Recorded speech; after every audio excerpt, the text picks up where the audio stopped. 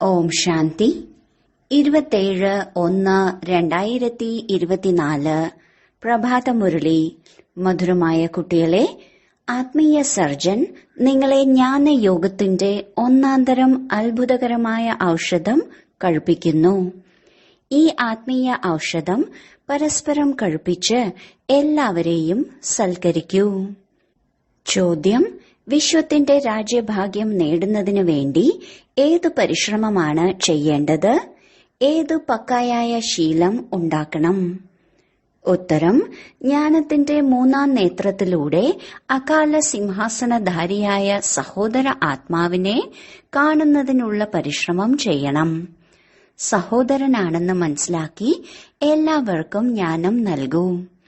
ആദ്യം സ്വയം ആത്മാവാണെന്ന് മനസ്സിലാക്കി പിന്നീട് സഹോദരർക്ക് മനസ്സിലാക്കി കൊടുക്കൂ. ഈ ശീലം ഉണ്ടാക്കുകയാണെങ്കിൽ വിശ്വരാജ്യഭാഗ്യം ലഭിക്കും. ഈ ശീലത്തിലൂടെ ശരീരബോധം ഇല്ലാതാകും. മായയുടെ കൊടുങ്കാറ്റ് അല്ലെങ്കിൽ മോശമായ സങ്കല്പം പോലും വരില്ല. മറ്റുള്ളവർക്ക് ജ്ഞാനത്തിന്റെ അമ്പും നല്ലതുപോലെ ഏൽക്കും. ഓം ശാന്തി.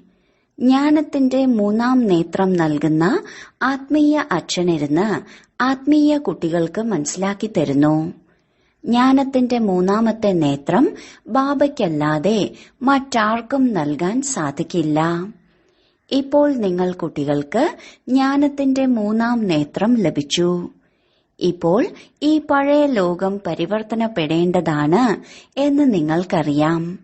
എന്നാൽ എങ്ങനെ പരിവർത്തനപ്പെടുമെന്നോ ആര് പരിവർത്തനപ്പെടുത്തുമെന്നോ പാവം മനുഷ്യർക്ക് അറിയില്ല.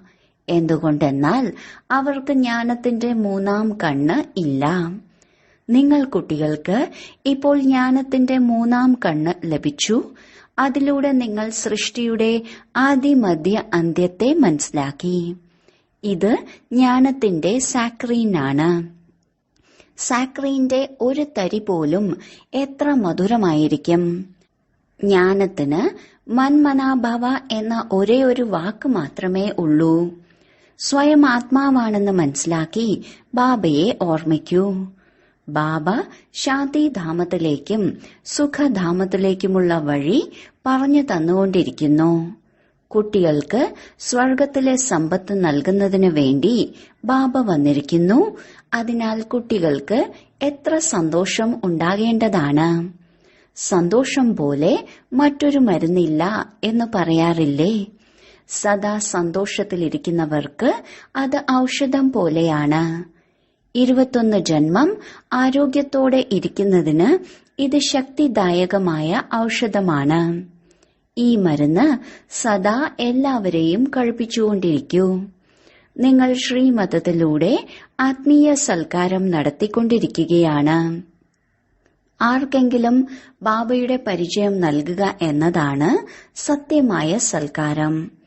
പരിധിയില്ലാത്ത ബാബയിലൂടെ ഞങ്ങൾക്ക് ജീവൻ മുക്തിയുടെ ഔഷധം ലഭിക്കുന്നു എന്ന് മധുരമായ കുട്ടികൾക്കറിയാം. സത്യയുഗത്തിൽ ഭാരതം ജീവൻ മുക്തമായിരുന്നു, പാവനമായിരുന്നു.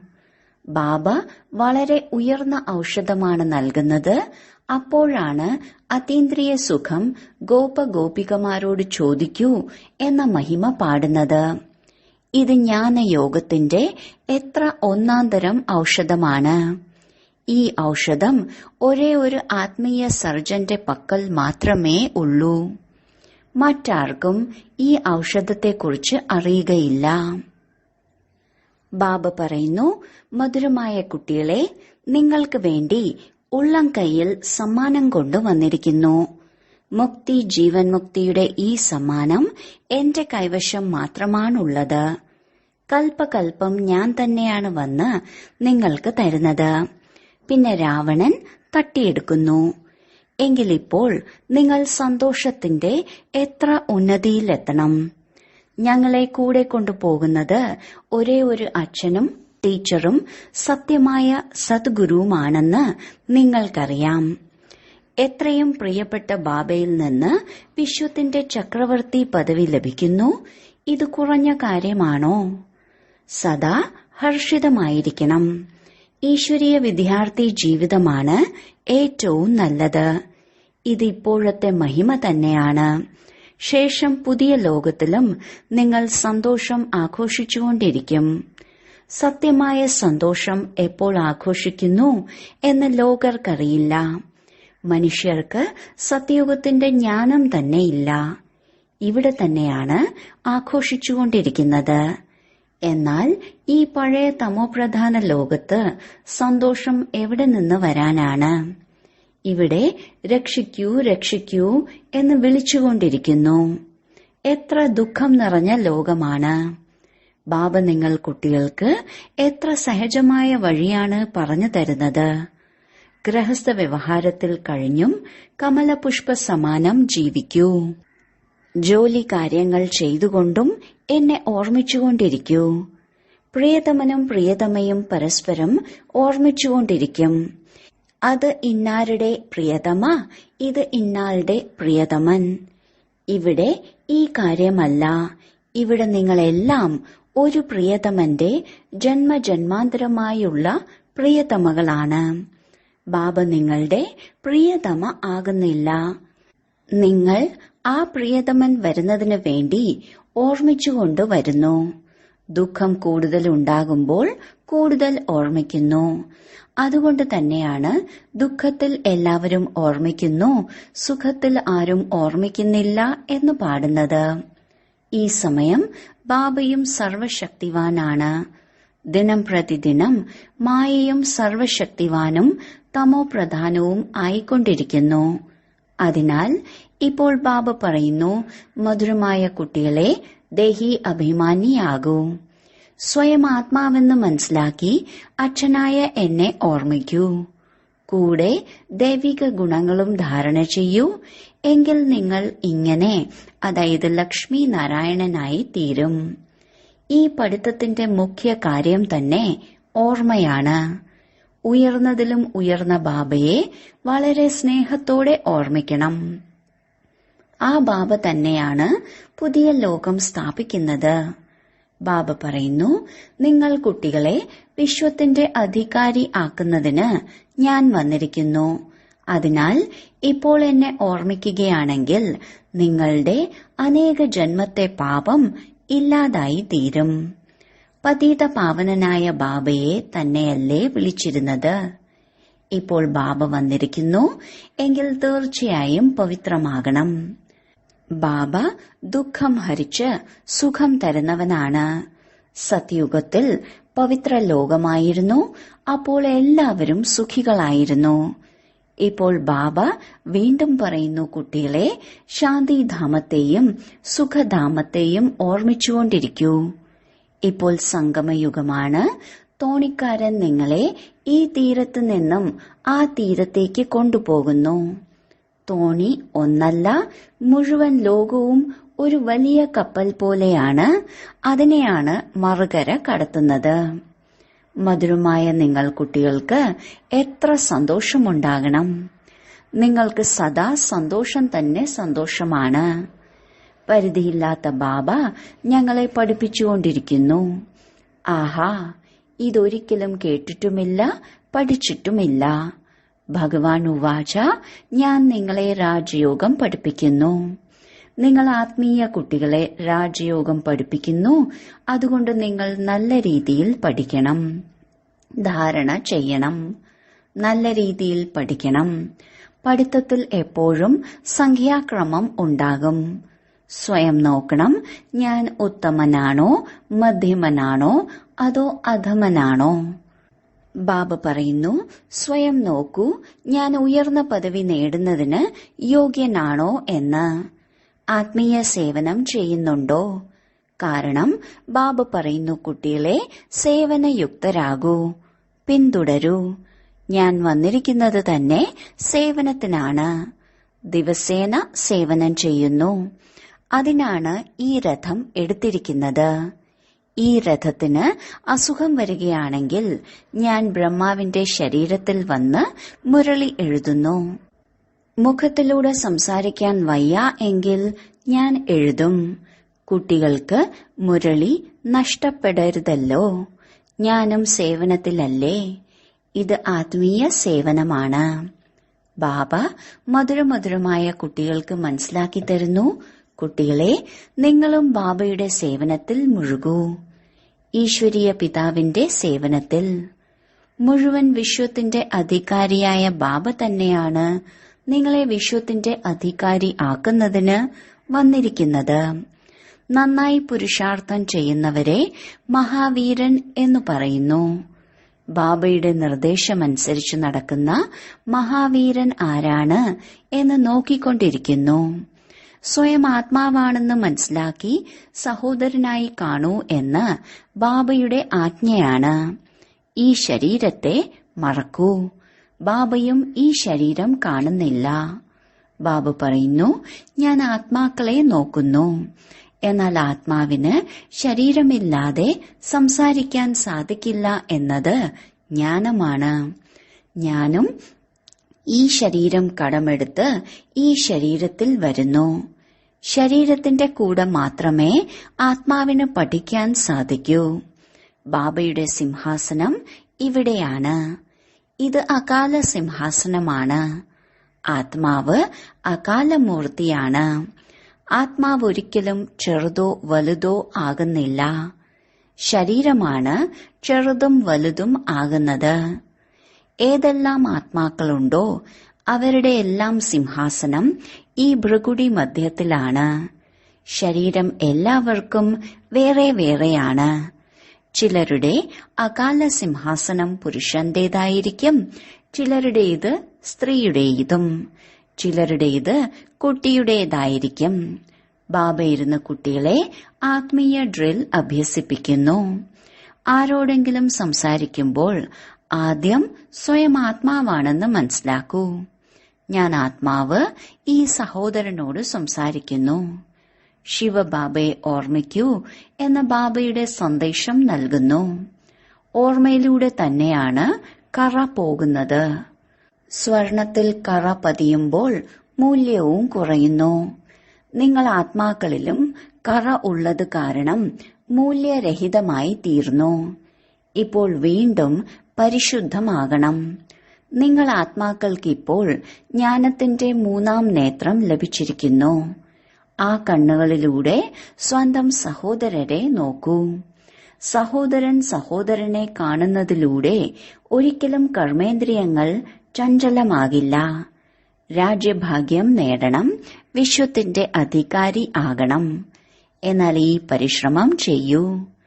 സഹോദരർ എന്ന് മനസ്സിലാക്കി എല്ലാവർക്കും ജ്ഞാനം കൊടുക്കുകയാണെങ്കിൽ ഈ ശീലം പക്കായി തീരും. സത്യം സത്യമായ സഹോദരർ നിങ്ങളെല്ലാവരുമാണ്. ബാബയും മുകളിൽ നിന്ന് വന്നിരിക്കുന്നു, നിങ്ങളും വന്നിരിക്കുന്നു. ബാബ നിങ്ങൾ കുട്ടികളോടൊപ്പം സേവനം ചെയ്തുകൊണ്ടിരിക്കുന്നു. സേവനത്തിനുള്ള ധൈര്യം ബാബ തന്നുകൊണ്ടിരിക്കുന്നു. ധൈര്യശാലിയായവർക്ക് ഈ പ്രാക്ടീസ് ചെയ്യണം. ഞാൻ ആത്മാവ് സഹോദരനെ പഠിപ്പിക്കുന്നു. ആത്മാവ് പഠിക്കുകയല്ലേ? ഇതിനെ ആത്മീയ ജ്ഞാനം എന്ന് പറയുന്നു. ഇത് ആത്മീയ അച്ഛനിൽ നിന്ന് മാത്രമേ ലഭിക്കൂ. സ്വയം ആത്മാവാണെന്ന് മനസ്സിലാക്കൂ എന്ന ജ്ഞാനം സംഗമത്തിൽ ബാബ മാത്രമാണ് വന്നു തരുന്നത്.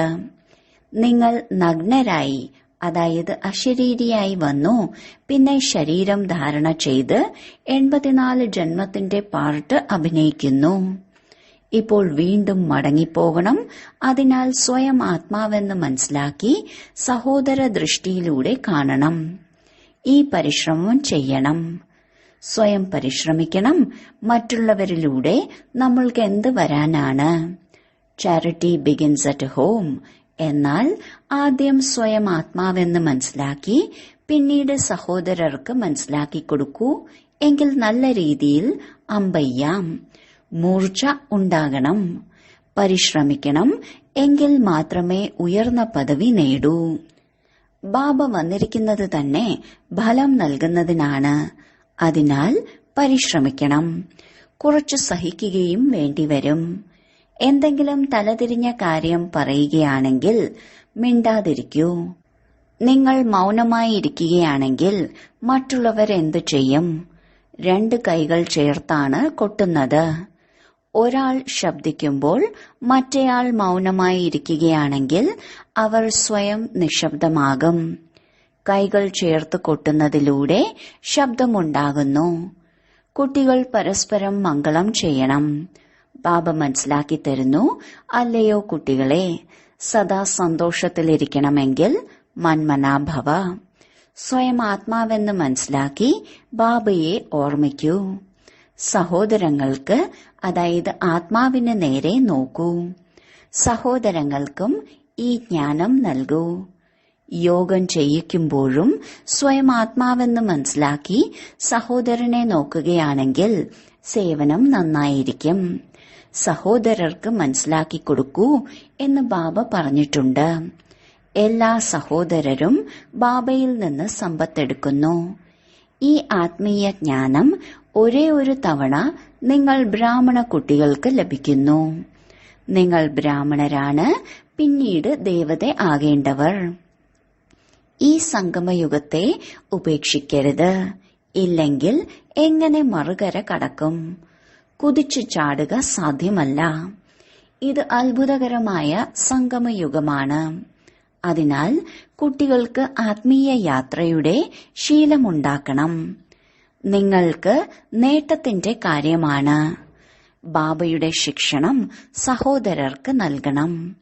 ബാബ പറയുന്നു, ഞാൻ നിങ്ങൾ ആത്മാക്കൾക്ക് ജ്ഞാനം നൽകിക്കൊണ്ടിരിക്കുന്നു. ആത്മാവിനെ തന്നെയാണ് നോക്കുന്നത്. മനുഷ്യർ മനുഷ്യരോട് സംസാരിക്കുമ്പോൾ അവരുടെ മുഖത്ത് നോക്കില്ലേ? നിങ്ങൾ ആത്മാക്കളോട് സംസാരിക്കുമ്പോൾ ആത്മാവിനെ തന്നെ നോക്കണം. ശരീരത്തിലൂടെ തന്നെയാണ് ജ്ഞാനം നൽകുന്നത് എങ്കിലും അതിലൂടെ ശരീരഭാരം ഇല്ലാതാകുന്നു. നിങ്ങൾ ആത്മാക്കൾക്കറിയാം, പരമാത്മാവായ ബാബ ഞങ്ങൾക്ക് ജ്ഞാനം നൽകിക്കൊണ്ടിരിക്കുന്നു. ബാബയും പറയുന്നു, ആത്മാവിനെ നോക്കുന്നു എന്ന്. ആത്മാവായ ഞങ്ങൾ പരമാത്മാവായ ബാബയെ നോക്കിക്കൊണ്ടിരിക്കുന്നു എന്ന് പറയുന്നു. ബാബയിൽ നിന്ന് ജ്ഞാനം എടുത്തുകൊണ്ടിരിക്കുന്നു. ഇതിനെയാണ് ആത്മാവ് ആത്മാവുമായുള്ള ആത്മീയ ജ്ഞാനത്തിന്റെ കൊടുക്കൽ വാങ്ങൽ എന്ന് പറയുന്നത്. ആത്മാവിൽ തന്നെയാണ് ജ്ഞാനം. ആത്മാവിന് തന്നെയാണ് ജ്ഞാനം നൽകേണ്ടതും. ഇത് വാളിന്റെ മൂർച്ച പോലെയാണ്. നിങ്ങളുടെ ഈ ജ്ഞാനത്തിൽ മൂർച്ചയുണ്ടാകുമ്പോൾ ആർക്കെങ്കിലും മനസ്സിലാക്കി കൊടുക്കുകയാണെങ്കിൽ പെട്ടെന്ന് തറയ്ക്കും. ബാബ പറയുന്നു, പ്രാക്ടീസ് ചെയ്തു നോക്കൂ, അമ്പ് തറയ്ക്കുന്നില്ലേ? ഈ പുതിയ ശീലം ശീലിക്കുകയാണെങ്കിൽ പിന്നീട് ശരീരമാണെന്ന തോന്നൽ ഇല്ലാതാകും. മായയുടെ കൊടുങ്കാറ്റ് കുറയും. മോശം സങ്കല്പങ്ങളും ഉണ്ടാകില്ല. ക്രിമിനൽ കണ്ണുകളും ഉണ്ടാകില്ല. ഞങ്ങൾ ആത്മാക്കൾ 84 ജന്മത്തിന്റെ ചക്രം കറക്കി. ഇപ്പോൾ നാടകം പൂർത്തിയാകുന്നു. ഇപ്പോൾ ബാബയുടെ ഓർമ്മയിൽ ഇരിക്കണം. ഓർമ്മയിലൂടെ തന്നെയാണ് തമോ പ്രധാനത്തിൽ നിന്ന് സതോ പ്രധാനവും സതോ പ്രധാന ലോകത്തിന്റെ അധികാരിയും ആകുന്നത്. എത്ര സഹജമാണ്. കുട്ടികൾക്ക് ഈ ശിക്ഷണം നൽകുന്നതും എന്റെ പാർട്ടാണെന്ന് ബാബയ്ക്കറിയാം. ഒരു പുതിയ കാര്യമൊന്നുമല്ല. ഓരോ 5000 വർഷത്തിനു ശേഷവും എനിക്ക് വരേണ്ടതുണ്ട്. ഞാൻ ബന്ധിതനാണ്. കുട്ടികൾക്ക് മനസ്സിലാക്കി കൊടുക്കുന്നു, മധുരമായ കുട്ടികളെ, ആത്മീയ ഓർമ്മയുടെ യാത്രയിൽ ഇരിക്കൂ, എങ്കിൽ അന്തിമത്തിലെ ഗതി നല്ലതായി തീരും. ഇത് അന്തിമകാലമാണ്. എന്നെ മാത്രം ഓർമ്മിക്കുകയാണെങ്കിൽ നിങ്ങളുടെ സദ്ഗതി ഉണ്ടാകും. ദേഹി അഭിമാനി ആകുന്നതിനുള്ള ഈ പഠിപ്പ് ഒരേ ഒരു തവണ മാത്രമാണ് നിങ്ങൾ കുട്ടികൾക്ക് ലഭിക്കുന്നത്. എത്ര അത്ഭുതകരമായ ജ്ഞാനമാണ്. ബാബ അത്ഭുതകരമാണെങ്കിൽ ജ്ഞാനവും അത്ഭുതകരമായിരിക്കും. ഒരിക്കലും ആർക്കും പറയാൻ സാധിക്കില്ല. ഇപ്പോൾ തിരികെ പോകണം. അതിനാൽ ബാബ പറയുന്നു, മധുരമായ കുട്ടികളെ, ഇത് പ്രാക്ടീസ് ചെയ്യൂ.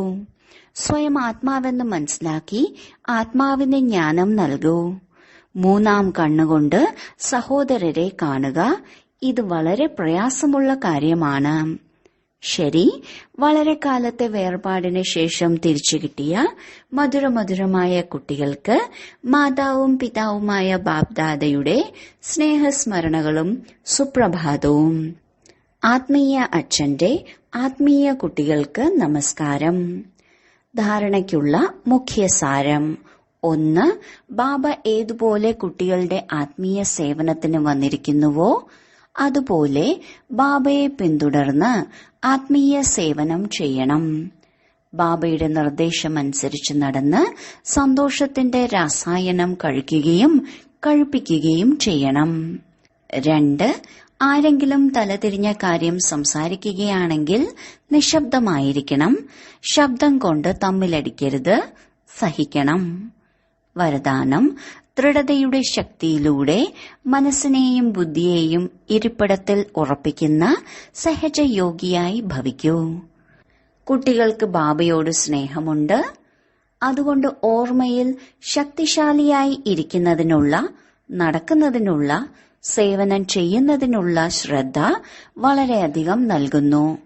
എന്നാൽ മനസ്സിൽ അല്ലെങ്കിൽ പൂർണമായ നിയന്ത്രണമില്ലെങ്കിൽ, മനസ്സ് ആജ്ഞയിലല്ല എങ്കിൽ അല്പസമയം നന്നായിരുന്നു, പിന്നീട് ആടാനും ഇളകാനും തുടങ്ങുന്നു. ഇടയ്ക്ക് സെറ്റാകും, ഇടയ്ക്ക് അപ്സെറ്റാകും. എന്നാൽ ഏകാഗ്രത അല്ലെങ്കിൽ ദൃഢതയുടെ ശക്തിയിലൂടെ മനസ്സിനെയും ബുദ്ധിയെയും ഏകരസസ്ഥിതിയുടെ ഇരിപ്പിടത്തിൽ ഉറപ്പിക്കൂ. എങ്കിൽ സഹജയോഗിയായി തീരും. സ്ലോഗൻ. എന്തെല്ലാം ശക്തികളുണ്ടോ അവയെ സമയത്ത് ഉപയോഗിക്കൂ. എങ്കിൽ വളരെ നല്ല നല്ല അനുഭവമുണ്ടാകും. അവ്യക്ത ശാന്തിയിലൂടെ ഡബിൾ ലൈറ്റ് ഫരിഷ്ത സ്ഥിതിയുടെ അനുഭവം ചെയ്യൂ. ഇപ്പോൾ ഓരോ ബ്രാഹ്മണനും ബ്രഹ്മബാബയ്ക്ക് സമാനം ചൈതന്യ ചിത്രമാകണം. പ്രകാശശക്തി സ്തംഭത്തിന്റെ ശോഭയാകണം. സങ്കല്പശക്തിയുടെ ശാന്തിയുടെ പ്രഭാഷണം തയ്യാറാക്കി കർമാതീത ഡബിൾ ലൈറ്റ് ഫരിഷ്ത സ്ഥിതിയിൽ വരദാനി മൂർത്തിയുടെ പാർട്ടഭിനയിക്കൂ. അപ്പോൾ സമ്പൂർണത സമീപം വരും. ആ കർമാതീത സ്ഥിതിയുടെ ആധാരത്തിൽ ആരെ പ്രതി എന്ത് സങ്കല്പം ചെയ്യുന്നോ ആ സങ്കല്പം അവരുടെ അടുത്ത് എത്തിച്ചേരും. ഓം ശാന്തി.